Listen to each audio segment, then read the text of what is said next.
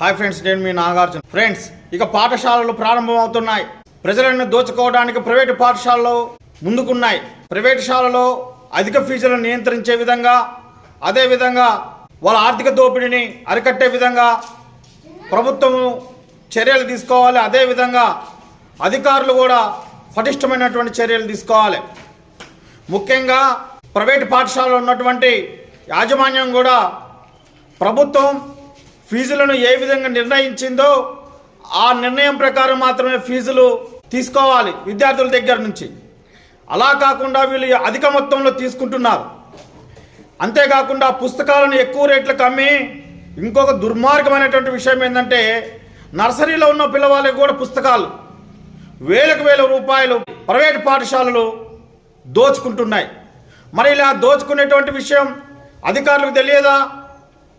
అంటే కాంప్లెక్స్ పరిధిలో ఉన్నటువంటి ప్రైవేటు పాఠశాలలు కానీ, మండలంలో ఉన్నటువంటి ప్రైవేటు పాఠశాలలు కానీ, అదేవిధంగా మున్సిపాలిటీలో ఉన్నటువంటి ప్రైవేటు పాఠశాలలో కానీ ఎంఈఓ కానీ, అదేవిధంగా డిఈఓకి తెలియదా?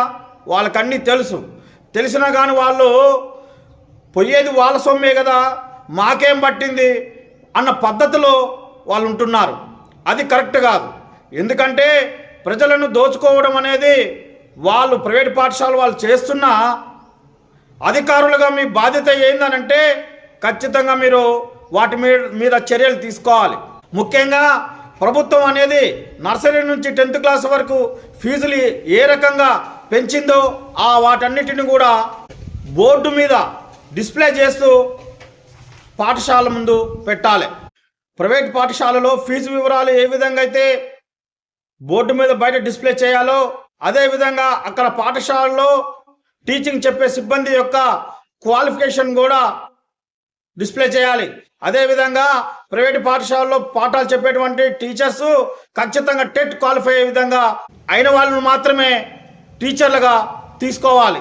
అంతేకాకుండా ప్రైవేటు పాఠశాలలో పుస్తకాలను కూడా ఫీజులు, ఆ పుస్తకాల రేట్లు కూడా అధికంగా పెంచి, కాబట్టి తమిళనాడు రాష్ట్రంలో సీఎం విజయ్ గారు చెప్పినట్టుగా ప్రతి ప్రైవేటు పాఠశాలలో ఫీజుల వివరాలు మొత్తం కూడా బయట డిస్ప్లే చేయాలి.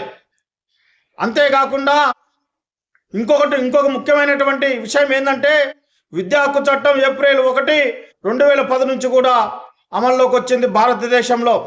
కానీ దాంట్లో ఉన్నటువంటి ఒక అంశం ఏంటంటే 25% బడుగు బలహీన వర్గాల వారికి ప్రైవేటు పాఠశాలలో సీట్లు కేటాయించాలి. మరి ఎన్ని పాఠశాలలో ఆ రకంగా సీట్లు కేటాయించి విద్య చెప్తున్నారు? ఈ విషయం అధికారులకు తెలియదా? ఈ విషయం కూడా అధికారులకు తెలుసు. కానీ వాళ్ళు ఏం చేస్తున్నారంటే వాళ్ళు కూడా దాని మీద పట్టునట్టుగానే వ్యవహరిస్తున్నారు. ఇటువంటి ఎవరైతే ఎంఈఓలు కానీ, ఇంకొక అధికారులు కానీ ఎవరైనా సరే ఈ విద్యా చట్టాన్ని అమలుపరచినప్పుడు, అదేవిధంగా ఈ ఫీజు వివరాలు ప్రభుత్వానికి ఎగ్నెస్ట్గా ఎక్కువగా ఎవరైతే వసూలు చేస్తున్నారో వాళ్ళ మీద కేసులు పెట్టాలి. అదేవిధంగా వాళ్ళ యొక్క ప్రైవేటు పాఠశాల గుర్తింపుని కూడా రద్దు చేయాలి. ఆ రకంగా చేసినప్పుడు మాత్రం వాళ్ళు పటిష్టంగా అమలుపరచడానికి అవకాశం ఉంటుంది. అట్లా చేసినప్పుడు బలహీన వర్గాల ప్రజలకి మేలు జరుగుతుంది. ఖచ్చితంగా ఇక్కడ పేద ప్రజలు అనేది నష్టానికి గురవుతారు. ఆ రకంగా చెయ్యొద్దు.